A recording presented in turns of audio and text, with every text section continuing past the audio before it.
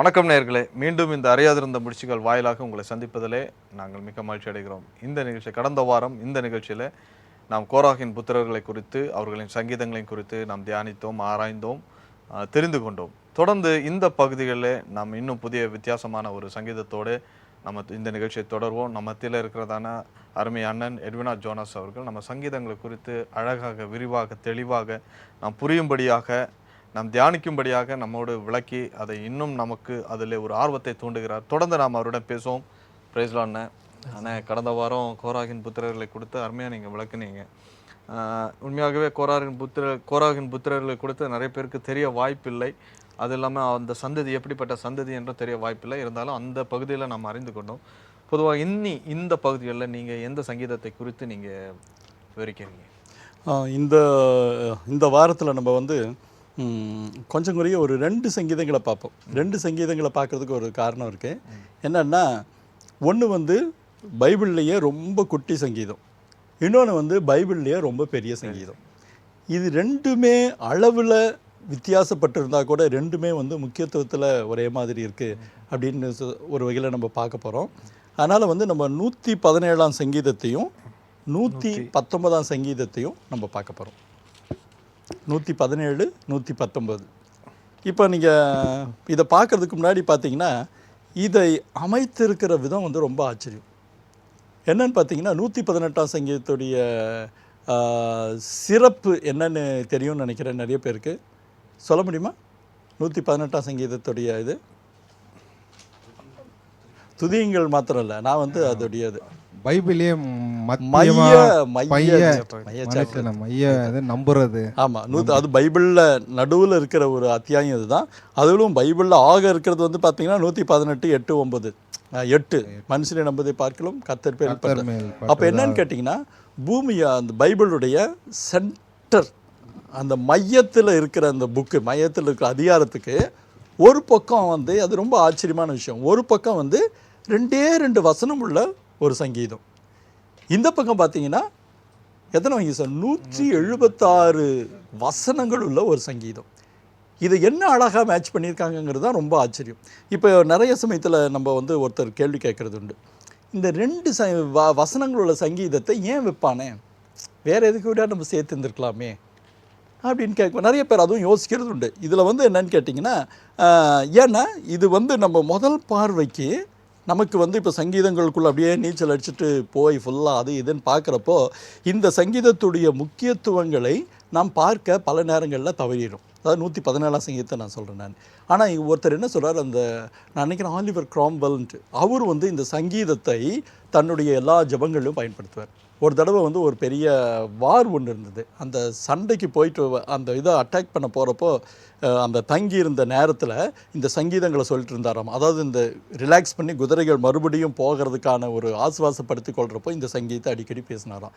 Cromwell அப்படின்னு சொல்லிட்டு இங்கிலாந்து தேசத்தை சேர்ந்த ஒரு படைத்தளபதி.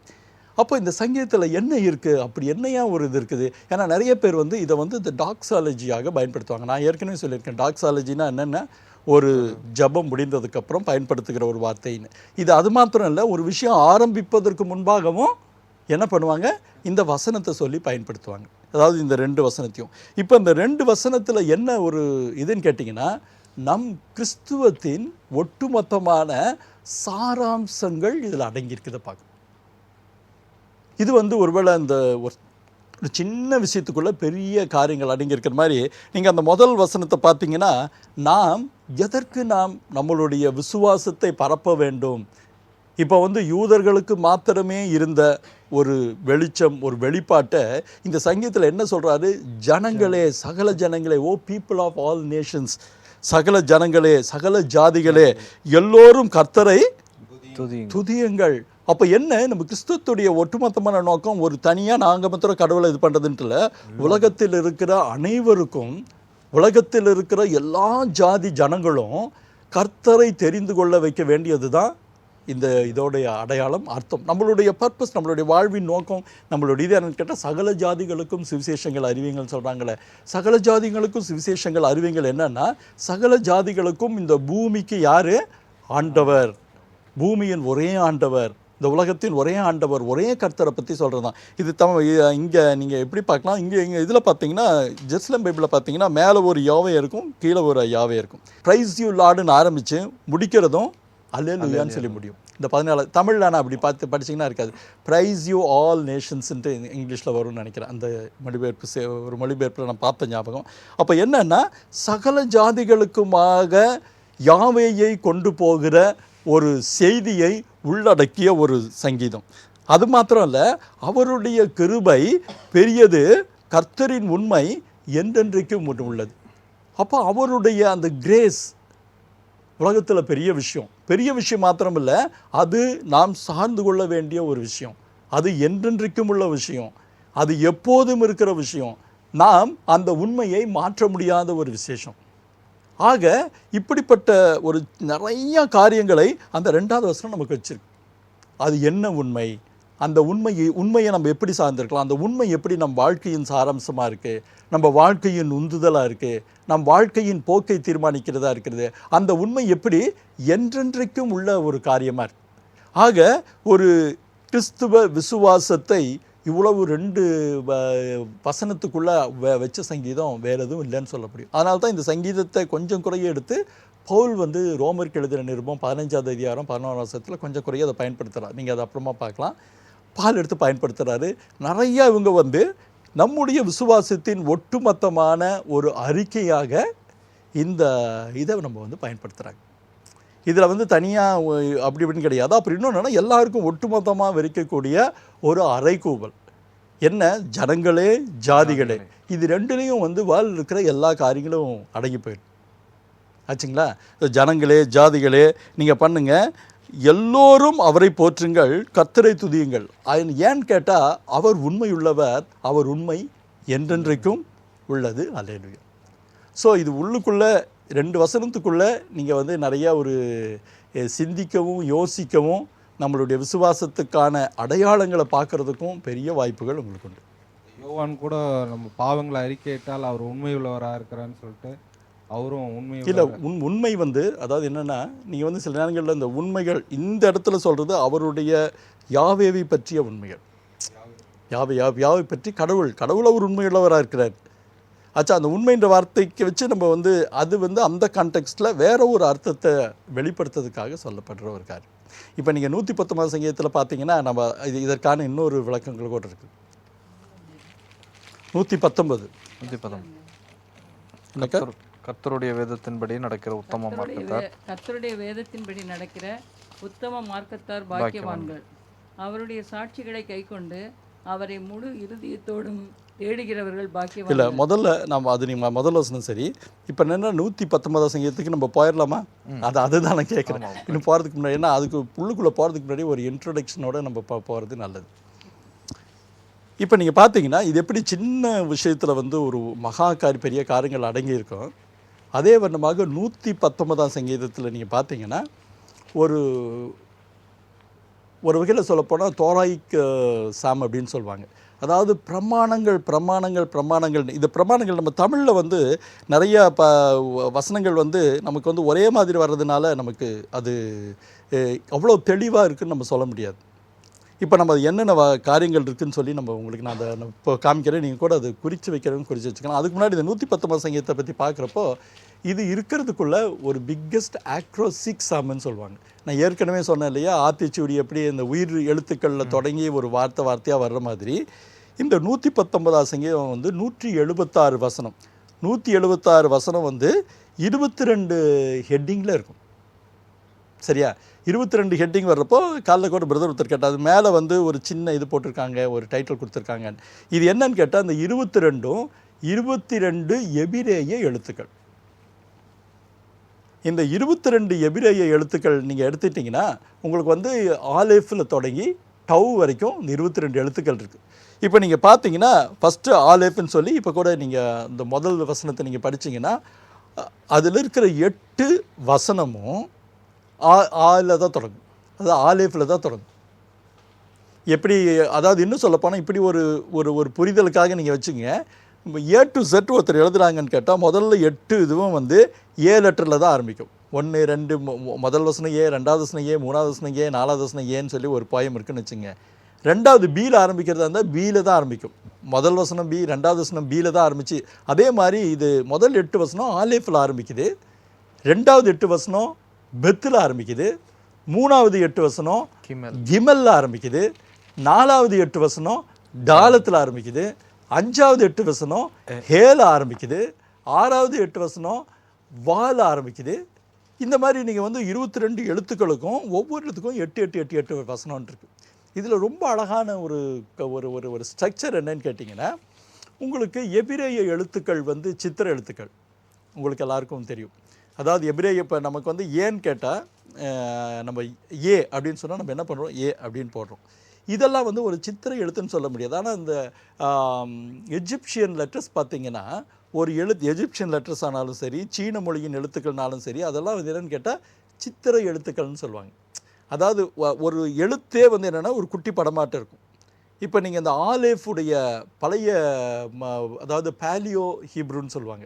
இந்த பேலியோ ஹீப்ருவில் ஆலேஃப் எப்படி போடுவாங்கன்னு கேட்டால் ஒரு எருதுடைய தலை, எருது. அப்போ என்னன்னு கேட்டிங்கன்னா அப்படி ஒரு முட்டையாட்டம் வந்து 2 கொம்பு இருக்கும், அதுதான் ஆலேஃப்.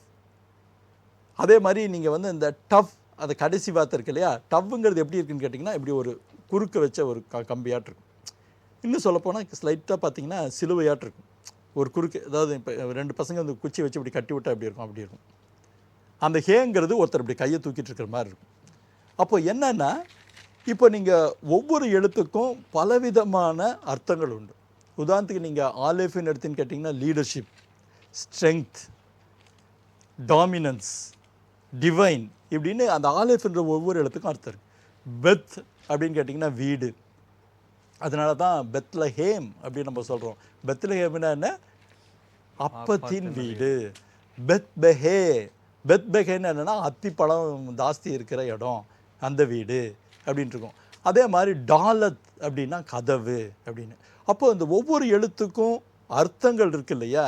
இந்த 8 வசனங்களும் அந்த ஏக்கு என்ன அர்த்தங்கள் இருக்குதோ அது தொடர்பாக அமைஞ்சிருக்கிறது தான் இதோடைய ஸ்பெஷல். அந்த எழுத்துக்கு ரிலேட்டடாக அமைஞ்சிருக்கிறது தான் இதோடைய ஸ்பெஷல். இது வந்து ரொம்ப ஆச்சரியம்னு கேட்டால் நிறைய பேர் இந்த 119ஆம் சங்கீதத்தை பற்றி கிட்டத்தட்ட மணிக்கணக்காக பேசினாலும் தீராமல் பேசியிருக்காங்க. கோயம்புத்தூரில் கூட வச்சு ஜியான் அசம்பிளிஸ் ஆஃப் காட்னு இருக்கு. அவர் வந்து 1 வருஷம் இந்த சங்கீதத்தை பற்றி பேசினார். 1 வருஷம் ஒவ்வொரு, நான் நினைக்கிறேன் ஒவ்வொரு புதன்கிழமையும் பண்ணியும் அதை வந்து பெரிய சீடியாக போட்டேன். வெறும் 119ஆம் சங்கீதம் மாத்திரம்தான். ஏன்னா இது வந்து இப்போ நம்ம எந்த அளவுக்கு நியாயப்படுத்துகிறோன்னு எனக்கு தெரியல. இப்போ நம்ம சொல்கிறதுக்கேன்னா இதில் இருக்கிற ஒவ்வொரு வசனமும் ஒவ்வொரு காரியமும் உங்களுக்கு வந்து ஒரு அழகான ஒரு சித்திரத்தை கொடுத்துக்கிட்டே போயிட்டுருக்கோம். இதில் வந்து மன வருத்தம், லெமெண்டேஷன் இருக்குது, அவரை ப்ரைஸ் பண்ணுற காரியம் இருக்குது, தேடுற காரியம் இருக்குது, செல்ஃப் ரியலைசேஷன் பண்ணக்கூடிய காரியங்கள் இருக்குது. நிறைய விஷயங்களை வந்து எப்படி உள்ளடக்குனாங்கன்னே தெரிய முடியாது, நம்ம சொல்ல முடியாது. இதுவும் என்னன்னு கேட்டிங்கன்னா, நான் தாவீது எழுதின சங்கீதம் கிடையாது. இதை வந்து யார் எழுதியிருக்க முடியும் அப்படின்னு சொல்லி நிறைய பேர் ஒத்துக்கிறாங்கன்னு கேட்டால் எஸ்ரா எழுதின சங்கீதம் அப்படின்னு சொல்கிறாங்க. எஸ்ரா நமக்கு தெரியும், இந்த நெகமியா எஸ்ரா அந்த குரூப்பில் எழுதினவங்க. இன்னொருத்தர் ஒரு ஸ்கூல் ஆஃப் தாட் இருக்குது. அவர் வந்து என்ன சொல்கிறாருன்னு கேட்டால், கிட்டத்தட்ட விசுவாசிகள் 176 பேர் இந்த சங்கீதத்தை ஆளுக்கு ஒரு வசனம் சொல்கிறாங்க அப்படின்னு சொல்லக்கூடிய ஒரு கருத்தாக்கம் இருக்குது. அதான் ஒரு கருத்தாக்கம் தான், அதுதான் கண்டிப்பாக நிச்சயமானு சொல்ல முடியாது.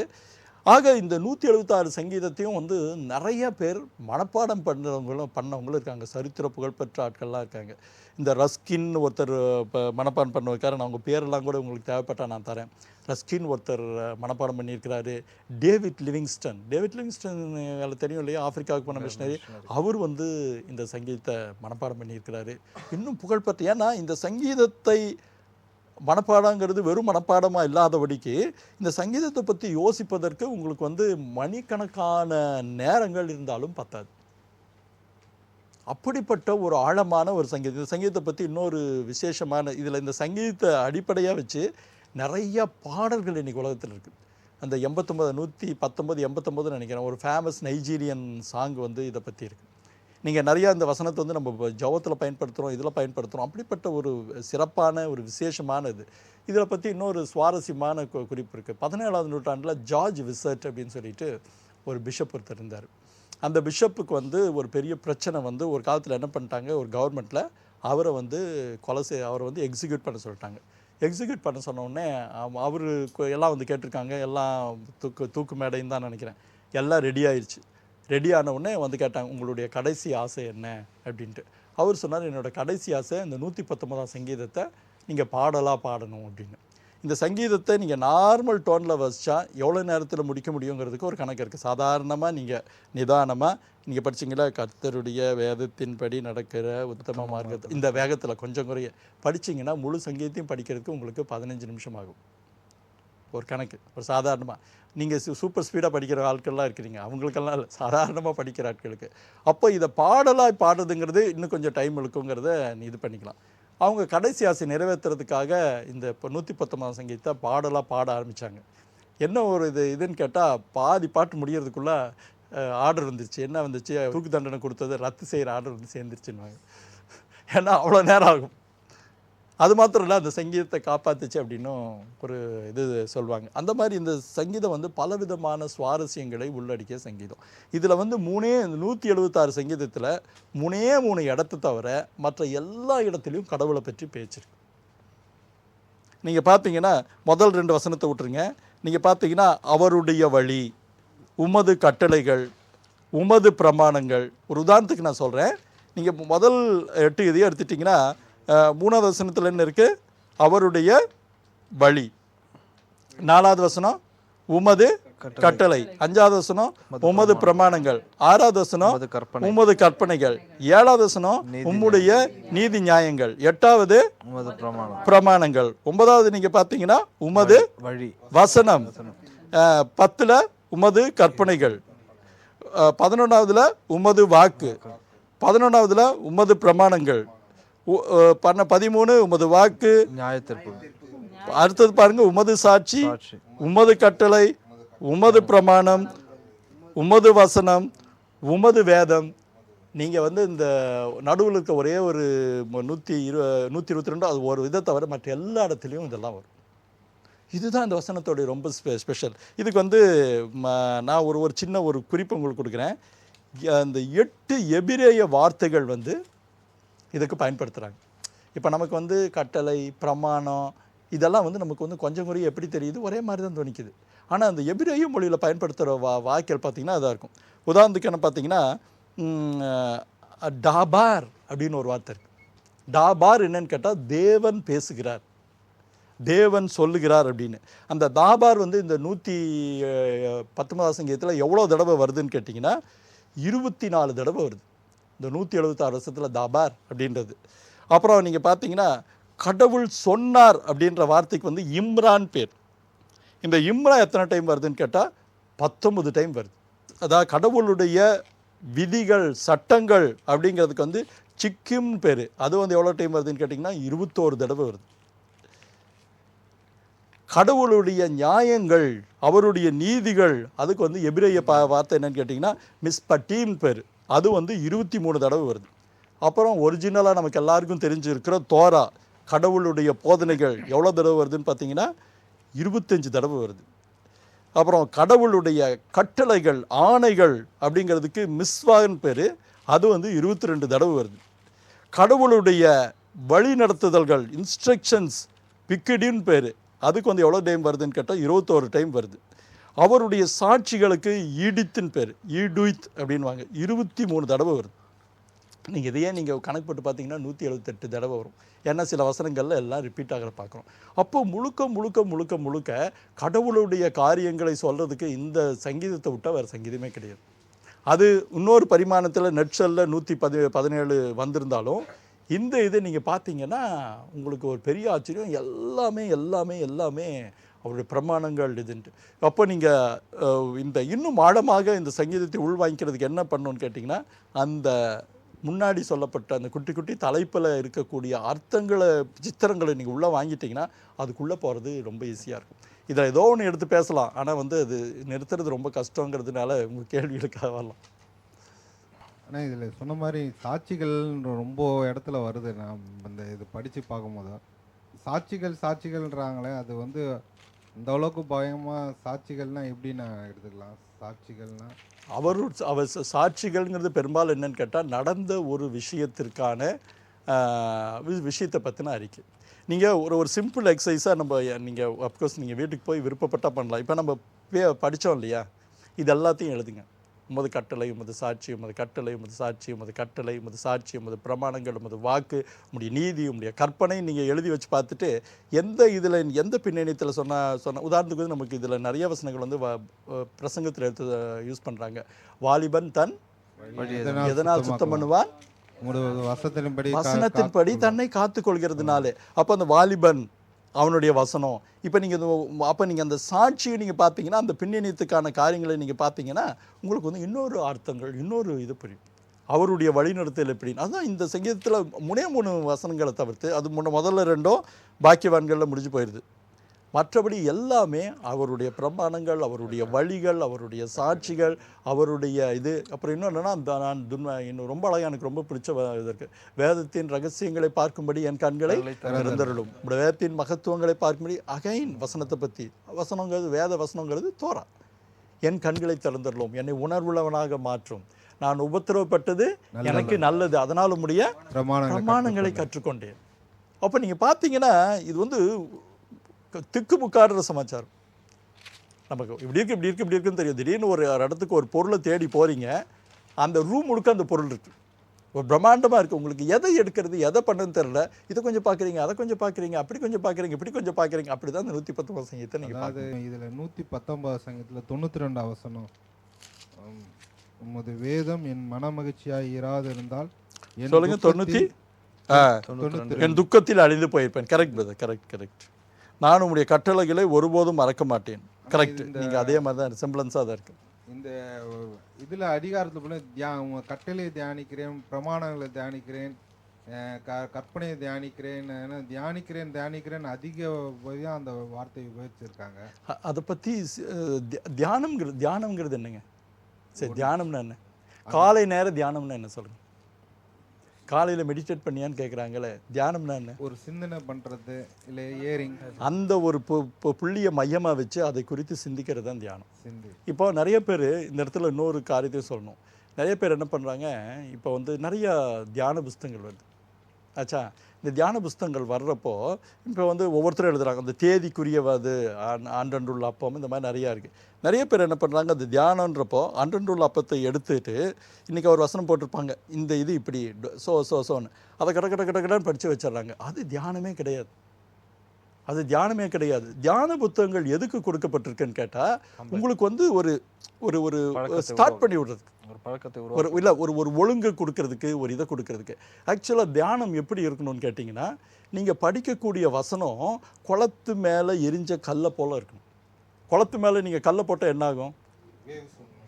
கல் விழுந்த இடத்துல அப்படியே வேவ்ஸ் வந்து வரும். அதே மாதிரி வசனம், நீங்கள் உங்கள் தியானத்தில் நீங்கள் படிக்கக்கூடிய வசனம் உங்கள் வாழ்க்கையில் நீங்கள் எப்படியாக அப்பியாசிக்கிறீங்க, அது எப்படி உங்களுக்கு ஒரு காரியத்தை உங்களுக்கு விளக்குதுன்னு சொல்கிற மாதிரி இருந்தால் தான் அது தியானம்.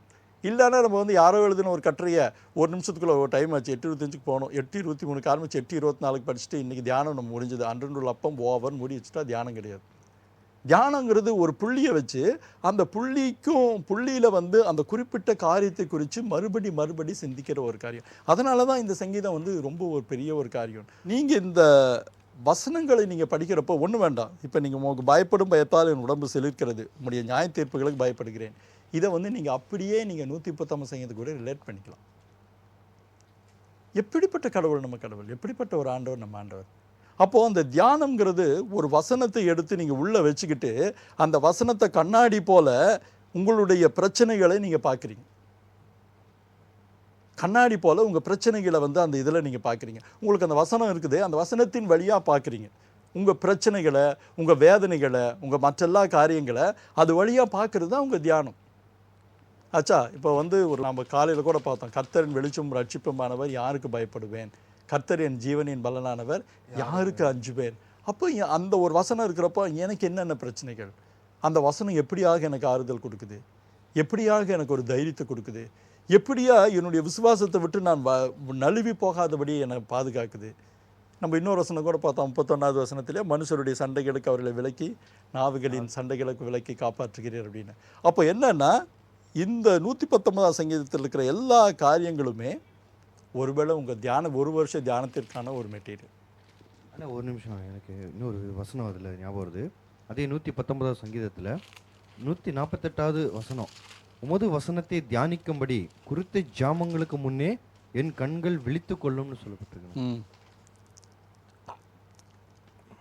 நீங்கள் நிறைய நேரத்தில் வந்து நீங்கள் விடிய காத்தால் நீங்கள் முடிப்படுறப்போ ஏதாவது ஒரு வசனத்தை பற்றி யோசனை பண்ணி பாருங்கள், நிறைய விஷயங்கள் வரும். எனக்கு நிறைய காரியங்கள், நான் எழுதுகிற காரியங்கள், இது பண்ணுற காரியங்கள் வந்து பெரும்பாலும் வந்து எனக்கு திடீர்னு தூக்கம் முழிச்சு எழுது. அது என்னுடைய சொந்த அனுபவம், நான் அதை பொதுமைப்படுத்த விரும்பலை. அந்த நேரத்தில் ரொம்ப தெளிவாக இருக்கும். நீங்கள் இவருக்கூட நடுஜாமத்தில் உண்மை துதிக்கும்படின்னு ஒரு இன்னொரு இடத்துல கூட வரும்னு நினைக்கிறேன். அதிகாலையில் இல்லை, அது எனக்கு சரியாக வசனம் ஞாபகம் இல்லை. ஆனால் என்னென்னா நீங்கள் அந்த விடியற் காலத்தில் நீங்கள் யோசிக்கிறப்போ சிந்திக்கிறப்போ உங்களுக்கு வந்து ஒரு பெரிய ஒரு நல்ல ஒரு, ஏன்னா எந்த விதமான ஒரு நாளுடைய எந்த சிந்தனையும் இருக்காது. விடிய காலத்தில் திடீர்னு முழிக்கிறீங்க, ஏன்னா இந்த வசனத்தில் இப்படி இருக்கு, நீங்கள் யோசனை பண்ணிங்கன்னா டெஃபினட்டாக உங்களுக்கு வந்து ஒரு பெரிய சிந்தனை ஓட்டம் உங்கள் மனசில் வரும். அருமையாக இந்த பகுதியில் நம்ம 119ஆம் சங்கீதத்தை குறித்து சொன்னீங்க. அது இல்லாமல் அந்த டஃப் அலைப் இதை குறித்து அது எப்படி எத்தனை பகுதிகள் அதுக்கு இருக்குது, இந்த பகுதி வாரியாக அது எப்படியெல்லாம் அந்த வசனத்தை எழுதியிருக்காங்க, அதில் எத்தனை கட்டளைகள், சாட்சிகள், பிரமாணங்கள், இதை குறித்து நீங்கள் அழகாக விவரிச்சிங்க. ஏன்னா நம்ம படிக்கும்போதெல்லாம் நம்ம பார்க்கும்போது சில நேரம் அது புரியாது. ஏன்னா ஏதோ ஒரு தலைப்பு கொடுத்துருக்காங்க, அது ஏதோ ஒரு எபிரேய மொழி அப்படின்னு நம்ம இது வரைக்கும் நினச்சிட்டு இருந்தோம். ஆனால் இதன் வாயிலாக நீங்கள் அதை வந்து தெளிவுபடுத்தி இந்த நிகழ்ச்சியை பார்க்குறவர்களுக்கும் சரி, இந்த நிகழ்ச்சியில் கலந்து கொண்டிருக்கிற எங்களுக்கும் சரி, இது ரொம்ப பிரயோஜனமாக இருக்குது. தொடர்ந்து இன்னும் இதை போல் நல்ல சங்கீதங்களை நம்ம இந்த நிகழ்ச்சியில் தியானிப்போம். என்ன நேயர்களே, அருமையான 119ஆம் சங்கீதத்தை குறித்து 117ஆம் சங்கீதத்தை குறித்து நாம் தியானித்தோம், ஆராய்ச்சி செய்தோம். அந்த சங்கீதங்களில் இருக்கிறதான ஒவ்வொரு கருத்துக்கள், அதாவது ஒவ்வொரு அர்த்தங்கள், வார்த்தைகள் எந்த நேரத்தில் எந்த சூழ்நிலைகள் நம்முடைய வாழ்க்கைக்கும் நம்முடைய இருதயத்திற்கும் நம்முடைய எண்ணங்களுக்கும் அது பிரயோஜனமாக இருக்கிறது என்பதை இது குறித்து நாம் அறிந்து கொண்டோம். மீண்டும் இதே போல் அடுத்த சங்கீதத்தின் வாயிலாக மீண்டும் அடுத்த நிகழ்ச்சியில் உங்களை சந்திக்கிறேன். அடுத்த நிகழ்ச்சி சந்திக்கும் வரை உங்களோடு விடைபெறுவது உங்கள் அன்பு சகராஜா. நன்றி.